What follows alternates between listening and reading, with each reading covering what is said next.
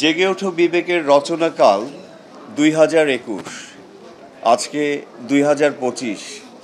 ভুলেই গিয়েছিলাম প্রজেক্টটার কথা। দীর্ঘ 12 বছর দেশে আসতে না পারার যেই কষ্ট, গ্লানি, সেখান থেকে হঠাৎ মনে হলো যে কেন যেতে পারছি না, যেতে হলে কি করতে হবে। এখান থেকে ভাবা শুরু হলো এবং দেখা গেল যে এই সোসাইটির একদম নিচু থেকে শুরু করে উপর পর্যন্ত প্রত্যেকেই একটি সাইকেলিক ওয়েতে নিজের দায়িত্বকে অবহেলা করছেন, নিজের জানতে অজান্তে অথবা কাউকে ফলো করে। তো বিন একজন মানুষ হিসাবে সে প্রতিটা সময় প্রতিটা ক্ষেত্রেই তার জীবনে সে একজন বিচারকের দায়িত্ব পালন করে। আপনার প্রতিটা স্টেপ, প্রতিটা সম্পর্ক, প্রতিটা ডিসিশনের ক্ষেত্রে আপনি একজন বিচারক।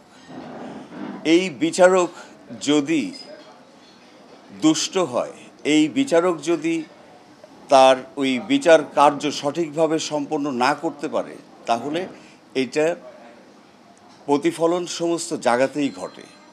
সো এই বিচার কার্য, মানুষ হিসাবে এই বিচার কার্যকে পরিচালনা করতে হলে, সঠিকভাবে পরিচালনা করতে হলে তার বিবেকের অস্তিত্ব, অনুধাবন এবং ব্যবহার খুবই জরুরি। সো যেহেতু সবাই দায়িত্ব অবহেলা করছেন বলে আমার মনে হলো, তো তখন মনে হলো কীভাবে একটু অনুনয় করা যায়, কিভাবে ওনাদেরকে রিকোয়েস্ট করা যায়।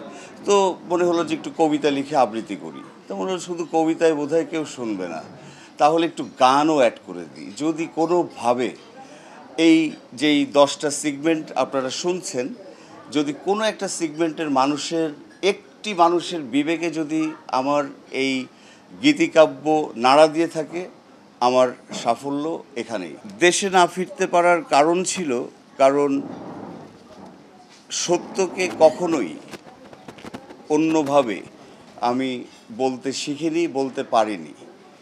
যার ফলে এই সমাজ এমন একটা জায়গাতে চলে গিয়েছিল ওই সময়ে, যে সত্য বললে আর থাকা যায়নি।